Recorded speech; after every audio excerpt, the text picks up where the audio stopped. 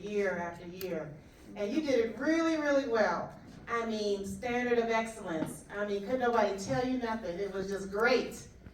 And then all of a sudden something shifted where things weren't the same anymore. You were challenged. You were, yes, the expectations had changed. And there was no blueprint on how to do this new thing well. Yes. Yes, okay, all right. Now, I am a physician. My name is Dr. Maia Carter. I'm a physician executive. I work for the federal sector, and I have been in charge of several outpatient clinics here in Las Vegas over the years, and now I work on the national level where I help leaders move from execution to influence. And you might be thinking, wow, that's a bold, confident, strong leader. And I would say to you, you're right. I am bold, strong, and confident. But guess what? It wasn't always like that. Especially in the beginning, when I was first capped to lead. I was qualified, but I didn't feel prepared at all. So I'm just going to read a small excerpt for you from my book to take you back 11 years ago when I was first capped to lead as a physician. I've been practicing for 18 years now, but my leadership career began 11 years ago. Let's see if I can balance this microphone in this book. Let's see. All right. I think I can do it here. Thank you. I'll let you know. Okay, getting the job. In spite of my own self-doubts, after all the scores were counted, I got the job. I instantly started shaking with both excitement and anxiety. Because from that point on, I knew the trajectory of my career would forever be changed. I would not be that girl who could quietly see patients and mind her business.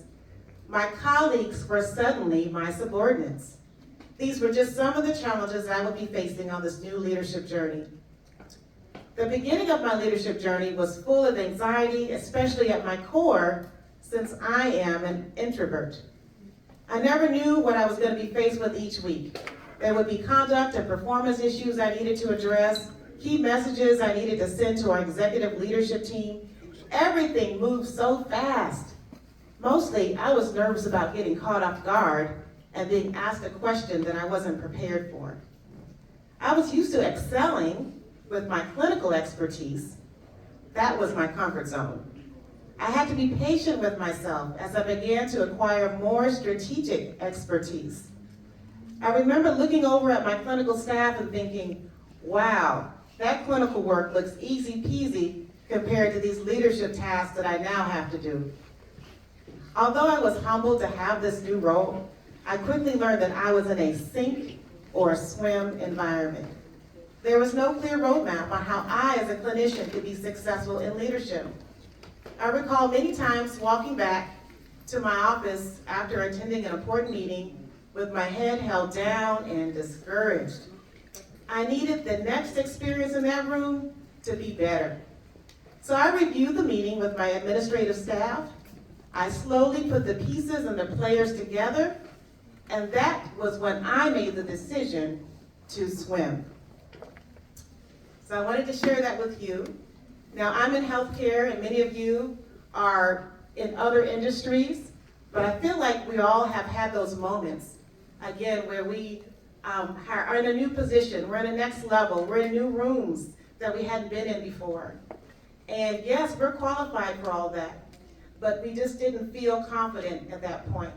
And we had to all make a decision to swim. And swimming is a skill that has to be developed. And what I needed to do, and what I did do, was I created a framework for myself so that I could swim in leadership. And what I ended up doing was formalizing that framework and putting it into this book called The Leadership Prescription. And my framework goes along with an acronym called THRIVE, T-H-R-I-V-E. And T is for trusting your leadership identity. You've got to know who you are as a leader before anyone else can see it. I had a lot of naysayers. She's not going to make it. She'll last 2 years, 6 months. Let's see what happens. But you have to believe and see it for yourself and trust that. H is for harnessing your strengths. Take an inventory. What are you good at? What are you not good at? What are your strengths? Leverage your strengths. I have this book comes with a downloadable workbook. And in there, one of the exercises is, what are the compliments that you've received over the last 3 months? Those compliments and your strengths are going to carry you far. Leverage those when you're in your next level.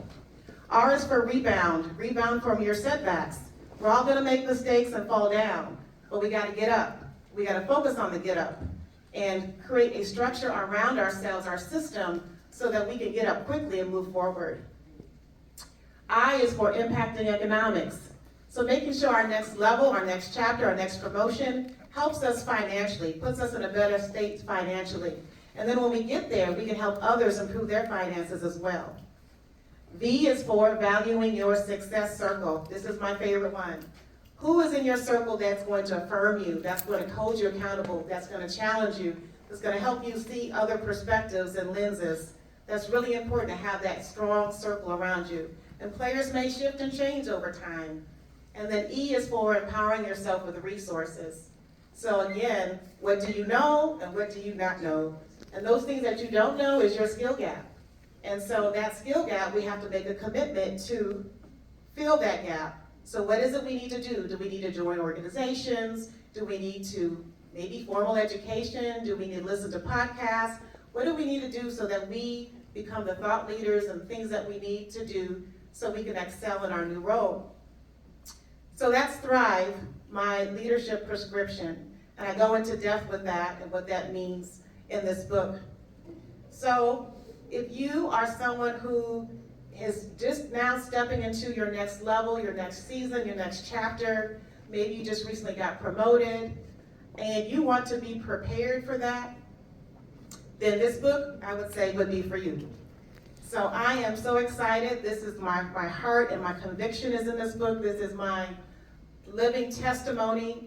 I wrote this book first for myself, to affirm myself. You know, I am an introvert. So being able to write my thoughts down unapologetically and just affirm my own journey, my own story, this is what I know for sure. And just to be able to watch it bless other people has been a real true honor. I'm vulnerable in here, I'm transparent. That's how I connect with people, and I'm very proud of this. So I can't wait for you to connect with me at my table. I'm here with my two beautiful children, Lexi and Octavia. We're in 8th and 9th grade now. They were with me through this whole journey. We started when they were about 3 and 4, and we figured it out. You know, I don't have the benefit of raising children with a partner, so that's a whole nother journey and how to do that and still do that well. Yes, we will still do that. And so it's just a blessing. So come by, see me, talk to me, let's take pictures, let me sign your book, and have a good time. Thank you again for this opportunity. I don't take it for granted. Thank you for sharing space with me for these few minutes.